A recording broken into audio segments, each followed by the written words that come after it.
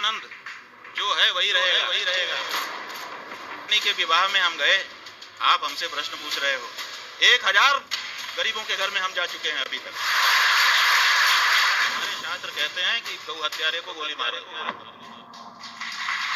है आदेश।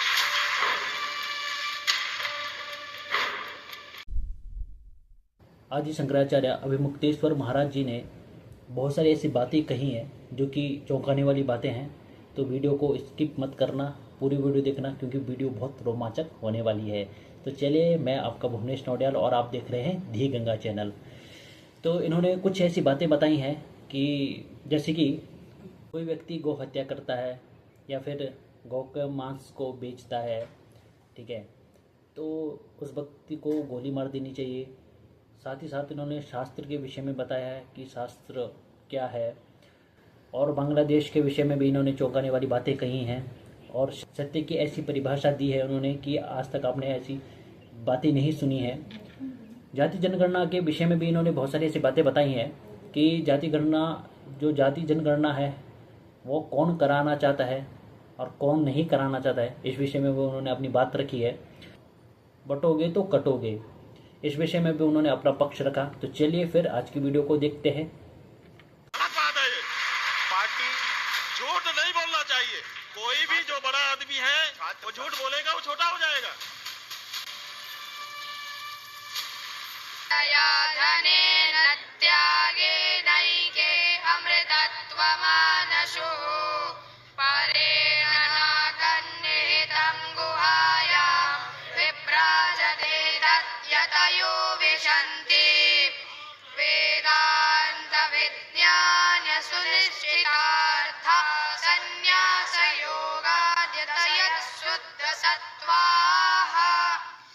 आपके नामों के साथ इतनी कंट्रोवर्सीज, इतने विरोधाभास क्यों जुड़ते हैं?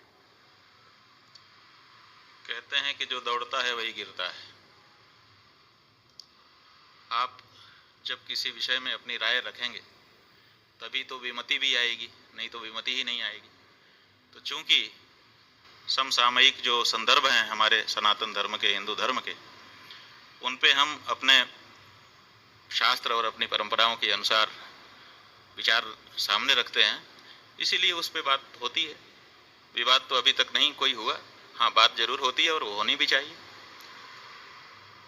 आप उनको विवादों के तौर पे नहीं देखते, ये अच्छी बात है, लेकिन बहुत सारे लोग तो इसको इसी तरीके से देखते हैं कि बाकी भी धर्मगुरु हैं, लेकिन उनके इर्द गिर्द इतनी सारी बातें और कंट्रोवर्सीज क्यों नहीं दिखाई देती जितनी अभिमुक्तेश्वरानंद जी के आसपास दिखाई देती? नहीं, हमने बता दिया। अगर वो भी अपनी राय रखेंगे तो उनके सामने भी ये प्रश्न आएंगे। गौ माता के लिए आपका जो संकल्प है, मैं देखता हूं कि अभी कई लोग आपसे मिलने आए थे बाहर दूसरे राज्यों से। आपने जय गौ माता करके उनसे बात की। आपकी प्रायोरिटी में, प्राथमिकता में सबसे ऊपर गौ माता दिखाई देती है। राजनीतिक दल भी गौ माता को लेकर अपनी प्रतिबद्धता दिखाते हैं। भारतीय जनता पार्टी खासतौर से दिखाती है। अभी सचिन पायलट ने अपना जन्मदिन मनाया तो उन्होंने भी अपने जन्मदिन को गौ माता के लिए समर्पित जन्मदिन के तौर पर मनाया। तो सब जगह गौ के लिए समर्पण के साथ ही अगर काम हो रहे हैं तो समस्या कहाँ है? ये गाय की जो बात है ये हमारी नहीं है, ये हम हर हिंदू की बात है। और जहाँ तक प्रायोरिटी की बात है वो तो प्रतिदिन हमारे घरों में सिद्ध होती है। जब हम भोजन बनाते हैं तो भगवान के सामने खड़े होते हैं, त्वमेव माता च पिता त्वमेव सर्वम कह करके गुरु के सामने खड़े होते हैं। आप ही ब्रह्मा है, आप ही विष्णु हैं, आप ही महेश हैं, ये सब कहते हैं। लेकिन जब हमारे घर की रोटी बनती है, हमारे माने हम हिंदुओं सनातनियों के घर की, तो सबसे पहली रोटी गुरु की भी नहीं होती, ईश्वर की भी नहीं होती, हमारे घर के बुजुर्ग और बच्चे की भी नहीं होती, वो रोटी होती है गाय की। इससे हमने ये सिद्ध कर दिया है प्रतिदिन की प्रैक्टिस से कि हमारे लिए अगर सबसे बड़ी प्रायोरिटी कोई है तो गाय है। आपने जो अभी व्यवस्था बताई, शास्त्रोक्त व्यवस्था हिंदू होने के संदर्भ में, लेकिन इसको लेकर तो जो सुप्रीम कोर्ट ने कहा और कई बार आरएसएस भी इस बात को दोहरा चुका है कि ये तो जीवन जीने का एक नजरिया है, एक तरीका है जिसको हिंदुइज्म कहते हैं। मैं यहीं पर अवनीजेश जी को लाना चाहता हूं, उनके उनके सवाल के साथ। इस विषय पर अवनीजेश जी, ये जो महत्वपूर्ण विषय है, इसमें आरएसएस का नजरिया, आपका विचार, और अगर स्वामी जी से सवाल है तो वो। मैं एक सवाल स्वामी जी से करना चाहूंगा कि आज जो स्थिति है, हम सब जानते हैं कि बांग्लादेश और पाकिस्तान भारत का ही हिस्सा थे। भारत से अलग होकर के 1947 और 1971 में अलग अलग देश बने, लेकिन आज वहां पर जो सनातनियों की, हिंदुओं की जो स्थिति है, उस पर इस देश का एक सामान्य हिंदू सनातनी क्यों नहीं खड़ा होता? उसके भीतर वो दर्द क्यों नहीं होता? मैं ये जानना चाहता हूँ। गाजा फिलिस्तीन में होने वाले का यहाँ दर्द महसूस होता है, लेकिन जो बांग्लादेश और पाकिस्तान में हो रहा है उसका दर्द हमें महसूस क्यों नहीं होता? वो भी तो मानवता है। कि सबसे पहले तो ये समझ लीजिए कि जो हमारा धर्म है उसकी क्या प्रकृति है पड़ता, क्योंकि गोलबंदी हमारे स्वभाव में नहीं है, और हम ये मानते हैं कि जो जहाँ है अपने ढंग से वो अपनी सुरक्षा की व्यवस्था किए हुए है, और अगर उसकी आवश्यकता होगी, वो पुकार लगाएगा तो हम जरूर उसके लिए खड़े होंगे। और देखिए, इसीलिए चाहे बांग्लादेश हो, चाहे पाकिस्तान हो, चाहे कहीं दुनिया का दूसरा भूभाग हो, जब वहाँ से कोई समाचार आता है कि वहाँ के हिंदू आवश्यकता महसूस कर रहे हैं, तो कोई भी हिंदू खड़ा होता है। राजनीतिक दल की तरफ झुकाव रखते हैं और दूसरे राजनीतिक दल से आप वैमनस्य रखते हैं, ये तो आप बहुत स्पष्ट बात कह रहे हैं। ये तो ठीक है, सुविधा की बात है। किसी समय जब हमारी बात किसी के पक्ष में होती है तो वो उसको समझता है कि हमारे लिए कह रहे हैं, जब विपक्ष में होती है और जवाब नहीं होता है तो क्या करे, कुछ तो जवाब देना है, तो वो विपक्षी के साथ खड़ा दिखाने की कोशिश करता है। इससे क्या होता है? इससे हम प्रभावित नहीं होते। लेकिन स्वामी जी, अब ये perception is the new form of reality कहते हैं कि आपकी किसी के बारे में क्या क्या विचार, क्या छवि बनी हुई है। 1000 शब्द भी सत्य को असत्य नहीं कर सकते और असत्य को सत्य नहीं कर सकते, इसलिए कोई इसको नहीं बदल सकता। अभी मुक्तेश्वरानंद जो है वही रहेगा। आप इमेज कितने दिन तक बनाओगे, कैसे बनाओगे? इमेज बना करके किसी को आप सिद्ध नहीं कर दोगे कि ये वो है। काई लगती है लेकिन वो छूट भी जाती है। तो आप यही कर सकते हो।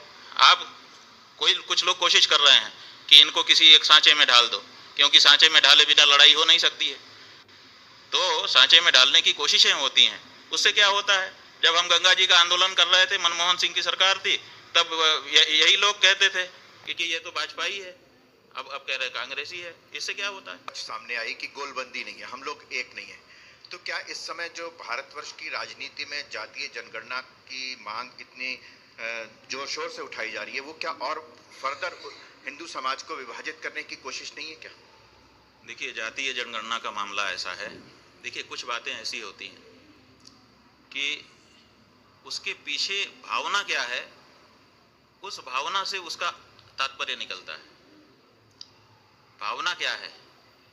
तो जातीय जनगणना हो, कुछ लोग ये कह रहे हैं, और कुछ लोग वो मतलब एकदम लगे हैं कि किसी हालत में हम तो करा के ही छोड़ेंगे, यहाँ तक कह रहे हैं, ललकार रहे हैं कि देख लेना, हम तो करा के ही छोड़ेंगे। और दूसरे हैं वो कह रहे हैं किसी हालत में नहीं होने देंगे, ये भी देख लेना, नहीं होगी।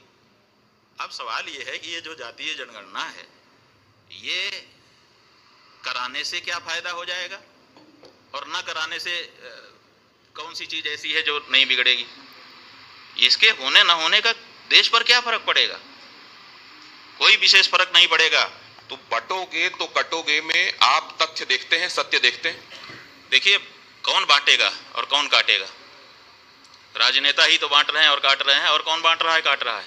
लोग तो अपने दिन भर की रोजी रोटी जुटाने में समस्या में हैं।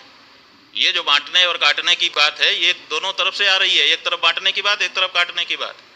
ये जो बांटने काटने की बात है, ये राजनेताओं को उनके कारण आ रही है। लोग अपने जीवन में मतलब लगे हुए हैं, निरत हैं, उनको समय नहीं है इन चीज़ों के लिए, लेकिन फिर उनके दिमाग में बात डाली जाती है कि बटो, फिर दूसरा कहता है बट गए हैं, अब कटो।